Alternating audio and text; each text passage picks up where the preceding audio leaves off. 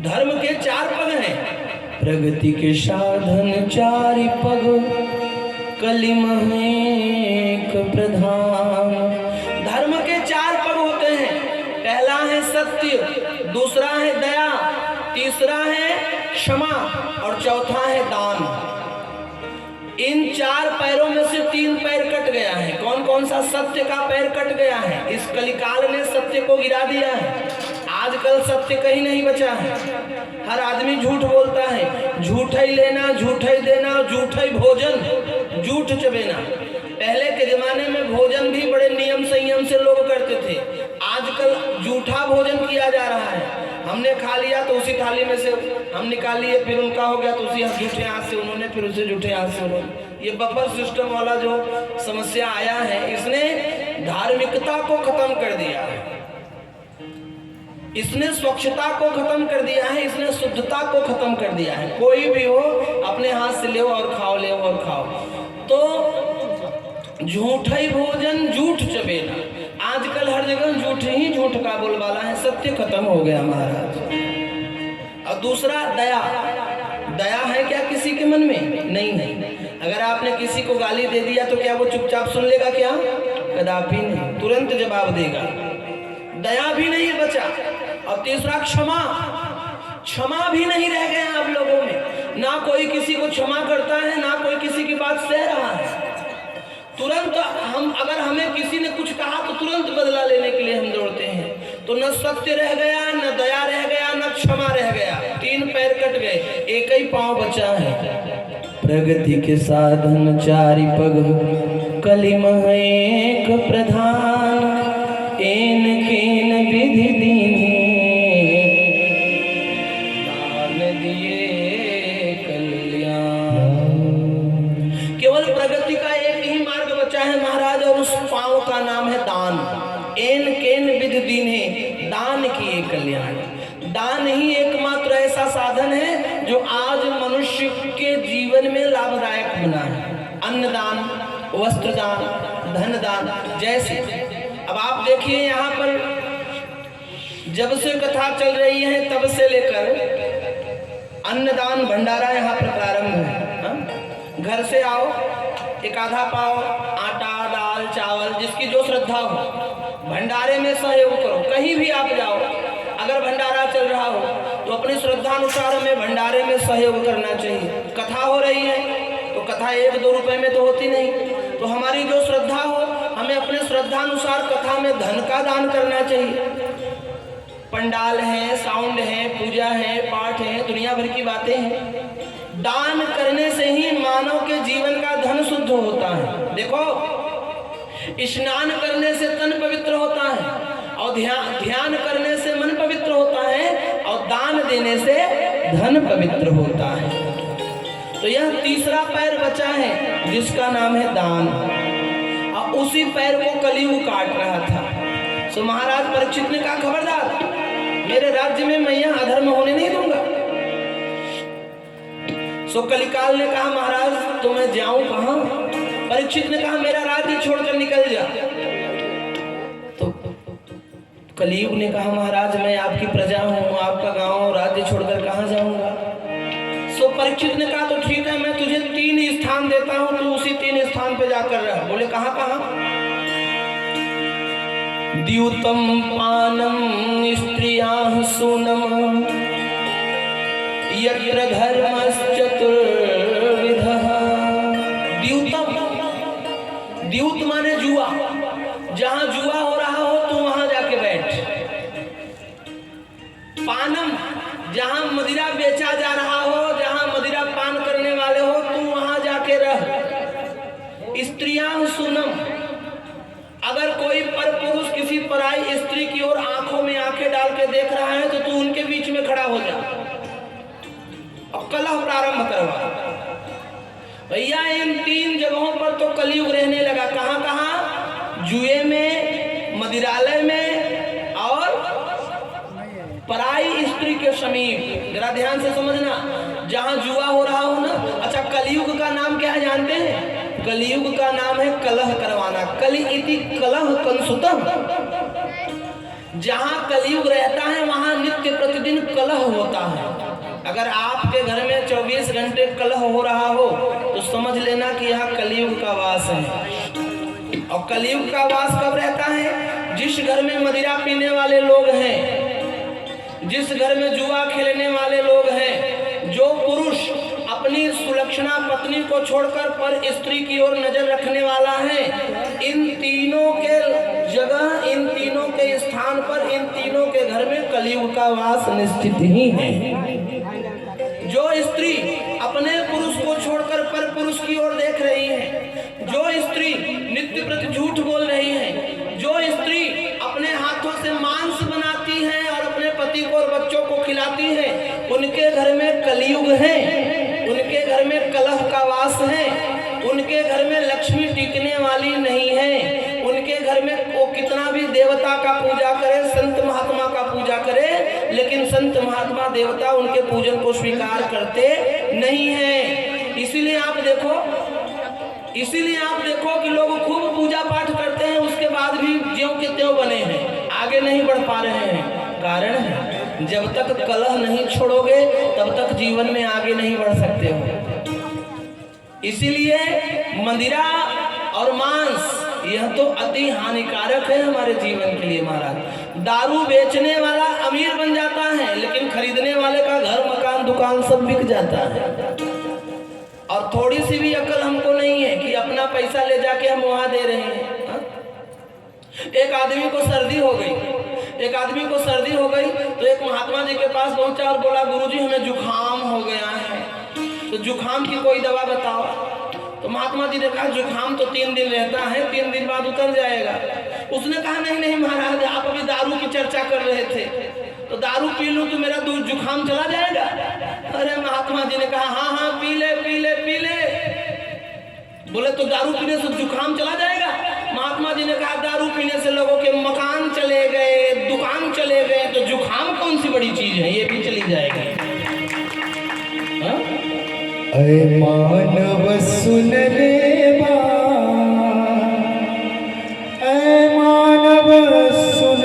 बात, व्यसन को छोड़ दे सारे, व्यसन को छोड़ दे सारे। अरे मानव सुन ले बात, अरे मानव सुन ले बात, व्यसन को छोड़ दे सारे, व्यसन को छोड़ दे सारे। अरे मानव सुन ले बात, अरे मानव सुन ले बात, व्यसन को छोड़ दे सारे, व्यसन को छोड़ दे सारे। शराब गांजा पीकर किसने जीवन सफल बनाया हो, जीवन सफल बनाया हो, जीवन सफल बनाया। हक दिया है तन को मन को, आखिर दुर्गति पाया हो, आखिर दुर्गति पाया। शराब गांजा पीकर किसने जीवन सफल बनाया, हक दिया है तन को धन को, आखिर दुर्गति पाया। लाखों का बिगड़ा घाट, लाखों का बिगड़ा घाट, उतर गए यमराजा के घाट। व्यसन को छोड़ दे सारे, व्यसन को छोड़ दे सारे। ऐ मानव सुन ले बात, ऐ मानव सुन ले बात, व्यसन को छोड़ दे सारे, व्यसन को छोड़ दे सारे, व्यसन को छोड़ दे सारे। कृष्ण जी भगवान की जय। और महाराज व्यसन ने और फैशन ने आज हम लोगों की स्थिति इतनी खराब कर दिया है कि क्या बताएं आपको। व्यसन में जो लगा उनका जीवन गया, और फैशन ने हमारी संस्कृति को नष्ट कर दिया है। देखो, हमारे बीच में एक वे है, जानते हैं ना, एक वे हैं, अब एक हम हैं। उनके घर की महिलाओं को देखो और अपने घर की महिलाओं को देखो, उनका यहाँ से लेकर यहाँ तक सब ढका है, उनका नीचे से लेकर सर तक सब ढका है, लेकिन इतना खुला रहता है, हाँ कि ना? हाँ ना? उनका नीचे से लेकर ऊपर तक सब ढका है, लेकिन ये खुला है, और हम लोगों का सब खुला है, बस यही बंद है। अरे फैशन करना ही है तो मंदिर आने का फैशन करो, हरिपाठ का फैशन करो। व्यसन करना ही है तो परमार्थ का व्यसन करो, राम नाम की रस का व्यसन करो, कृष्ण नाम की कथा के रस का व्यसन करो। ऐसा व्यसन करो कि जिससे जीवन में सम्मान मिले, मान मिले, यश मिले। ऐसा व्यसन मन ना करो कि चार लोग गाली दें। और हम लोग यहाँ सब प्रतिष्ठित लोग बैठे हैं, अच्छे लोग बैठे हैं, पढ़े लिखे लोग बैठे हैं। आप मुझे बताओ, शराब पीना सेहत के लिए लाभदायक है कि हानिकारक है? हानिकारक है। जानने के बाद भी क्यों नाक रगड़ते हैं नाली में? तब या कीड़े हैं क्या, गधे हैं क्या? जानते हैं कि हानिकारक है तो भी नाली में जाके क्यों लौट रहे हैं? मुझे लगता है शराब पीने वाले सब पिछले जन्म के नाली के कीड़े ही हैं, इसलिए शराब पीने के बाद उसी नाली में लेटने की आदत पड़ गई है। इसीलिए जहाँ शराब है ना, वहाँ कलयुग है। ये कलिकाल वहाँ पर जाकर विराजमान होता है, और जहाँ जहाँ कलयुग है वहाँ धन टिकता नहीं है। शराब पीने वालों को खोलकर आंख देखना चाहिए कि बेचने वाले का मकान देखो, बेचने वाले का मकान देखो, और पीने वाले का मकान देखो। और बेचने वालों के लिए मैं क्या कहूँ साहब, इनका ये जन्म तो बन गया, लेकिन अगला जन्म इनका बिगड़ गया है। अगले जन्म में शराब बेचने वाले चाहे कितने ही बड़े पाटिल क्यों ना हो, शराब बेचने वाले आदमी का अगला जीवन सूअर का होता है। सूअर, गंदगी खाना पड़ता है जिंदगी भर। इसलिए अगर यहाँ बेचने वाले बैठे होंगे, किसी का बियर का दुकान होगा, तो हाथ जोड़कर निवेदन है, बंद कर दीजिए, कोई दूसरा धंधा शुरू कीजिए। लोगों का घर मत बिगाड़िए साहब। शराब पिला के आप उनका घर बिगाड़ रहे हो। आपके जीवन में इस समय तो सुख है, लेकिन आगे सुख नहीं मिलेगा। इसीलिए श्रीमद् भागवत कथा कह रही है, द्यूतम पानम स्त्रियाः सूनम यत्र धर्मश्चतुर्विधः। इन तीन जगहों पर परीक्षित महाराज ने कलयुग को रहने को कह दिया, लेकिन कलयुग ने कहा महाराज एक जगह मेरे मन से रहने दो। तो परीक्षित ने कहा कहाँ रहना चाहता है? सो कलयुग बोला महाराज स्वर्ण में, धातु नाम अस्मि कांचनम, मैं स्वर्ण में रहना चाहता हूँ, सोने में रहना चाहता हूँ। अरे राम राम राम राम। परीक्षित जी ने सोचा विचारा नहीं और कह दिया तथास्तु। और भैया परीक्षित महाराज ने सोने का मुकुट पहना था, और सो ये कलयुग ने बिना देर किए जाके परीक्षित महाराज के सिर पे बैठ गया, क्योंकि सोने में भी कलयुग है, हाँ कि ना? अच्छा, तुम्ही मला एक गोष्ट सांग, सीता आईचा अपहरण झाला होता, कोण केला होता? रावणाने। तर सीता आईला अपहरण कसा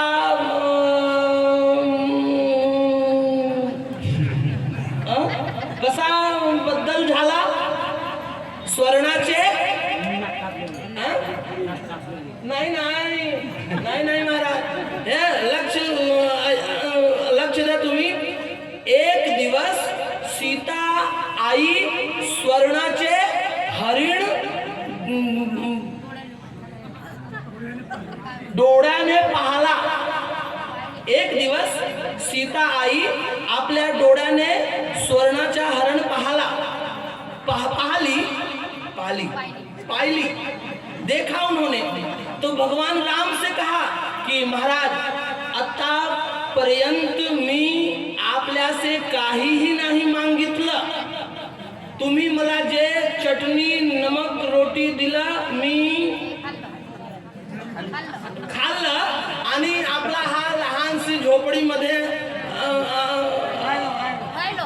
राहिलो। पण आज माझ्या मनात एक नाही शंका नाही, माझ्या मनात एक विचार आला आहे तो राम जी म्हटले हा सांग भाग्यवान का विचार आहे तुमच्या मनात. तर सीता म्हटली की महाराज आम्हाला स्वर्णाचे दागिने पाहिजे. तो भगवान राम जी ने कहा कि हमारी उतनी औकात नहीं है कि हम तुमको सोने का कछू बनवा के दे दे, क्योंकि जंगल में रह रहे हैं, हमारी उतनी औकात नहीं है, हमारी परिस्थिति सही नहीं है. हम गरीब आदमी इस समय जंगल में है, ना घर है, ना मकान है, ना दुकान है, ना राज्य है, ना कछू है, कुछ है नहीं मेरे पास मेरी भार्या, मैं क्या तुमको बनवा के दूं. तो सीता जी ने कहा वो देखो वो. सीता जी ने कहा कि मृग ऐसा तो देखा न सुना, जैसा यह सुघड़ सलोना है, और देखो तो सर से पांव तलक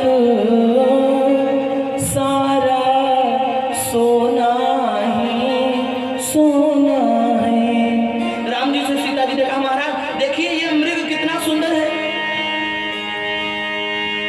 ये मृग बड़ा सुंदर है, तो हे नाथ खाल लाओ इसकी, मैं कुटिया का श्रृंगार करूं, सोने की मृग छाला या अद्भुत यादगार करूं. महाराज ये सोने का हिरण आप लेकर आओ, मैं इसका हार बनवाऊंगी, कंगन बनवाऊंगी, नथनी बनवाऊंगी, बेंदी बनवाऊंगी, इस सोने का हार का मैं दागिना बनवाऊंगी. राम जी ने कहा कि मानो मेरी मानो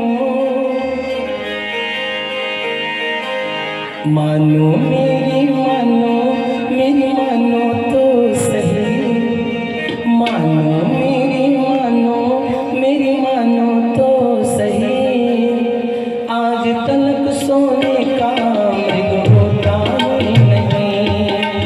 मानो मेरी मानो तो सही, मानो मेरी मानो तो सही, आज तलक सोने का मृग होता ही नहीं, आज तलक सोने का मृग होता ही नहीं.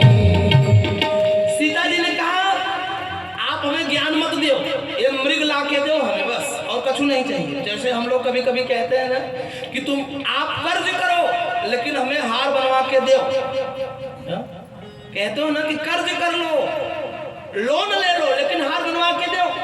राम जी ने कहा मेरी परिस्थिति सही नहीं है, लोन लेंगे तो कैसे चुकाएंगे, फंस जाएंगे.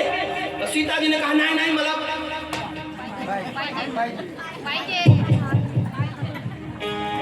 मुझे सोने का हिरण होना. अच्छा तो राम जी ने सीता जी को समझाया कि देवी क्यों चैन खोना चाह रही हो आप, क्यों अपने जिंदगी की शांति खोना चाह रही हो, क्या मिलेगा सोने में. अरे ये सोने का हिरण नहीं है, ये असली नहीं है, ये नकली है, ये असली नहीं है, ये नकली है. इसको लाएंगे तो इसकी कीमत बढ़ेगी नहीं घटेगी.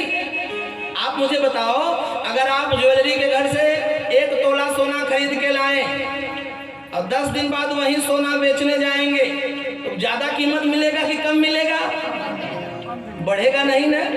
ये सोना वोना बढ़ता नहीं घटता है. और जमीन अगर आज आपने 1 एकड़ ले लिया और अगर उसे 4 महीने बाद बेचना हो तो जमीन की कीमत बढ़ती है. क्यों? क्योंकि जमीन अचल संपत्ति है और सोना चल संपत्ति है.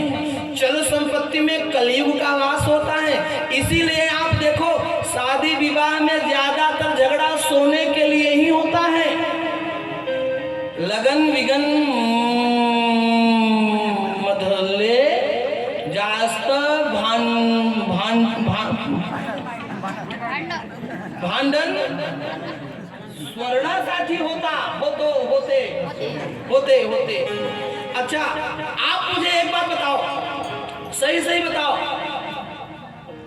चैन से सोने में ज्यादा आनंद है या सोने की चैन में?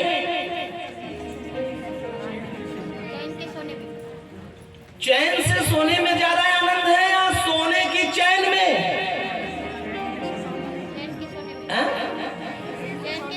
चैन से सोने में। सोने की चैन में आनंद नहीं है। एक आधे दिन सोने का चैन पहन के अमरावती रेलवे स्टेशन पे सो जाओ और सवेरे पता चला चैन गायब, नींद गायब। महाराज किस लिए सोने के लिए लड़ते हो?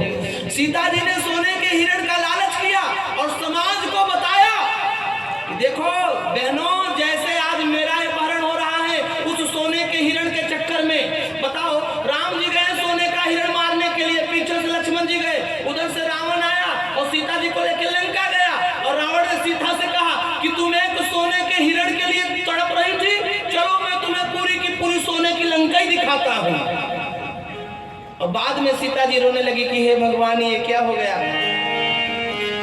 हाँ लक्ष्मण तुम्हारे नहीं दोषा, हाँ लक्ष्मण तुम्हारे नहीं दोषा, सो फल पायो कीन्हु रोषा, सो फल पायो कीन्हु रोषा, हाँ लक्ष्मण तुम्हारे नहीं दोषा, लक्ष्मण तुम्हारे नहीं दोषा, सो फल पायो कीन्हु रोषा, सो फल पायो कीन्हु रोषा, हाँ लक्ष्मण तुम्हारे नहीं दोषा, हाँ लक्ष्मण तुम्हारे नहीं दोषा। और सीता जी चली गई लंका में। ये कथा क्यों? ये कथा क्यों? ये कथा इसलिए है, ये कथा इसलिए आपको सुनाई जाती है कि ताकि आप लोग सीखो। क्या सीखो? ये सीखो कि सीता जी ने संदेश दिया कि मेरी बहनों, अपने झोपड़ी में ही रहो अपने पति के साथ, नमक रोटी में जीवन संतुष्ट करो, पर दूसरे का धन देखकर लालच मत करो। लालच करने वाला जैसे आज मैं फंस गई हूँ, वैसे ही लालच करने वाला जिंदगी में फंसता जाता है। लालच बुरी बला है।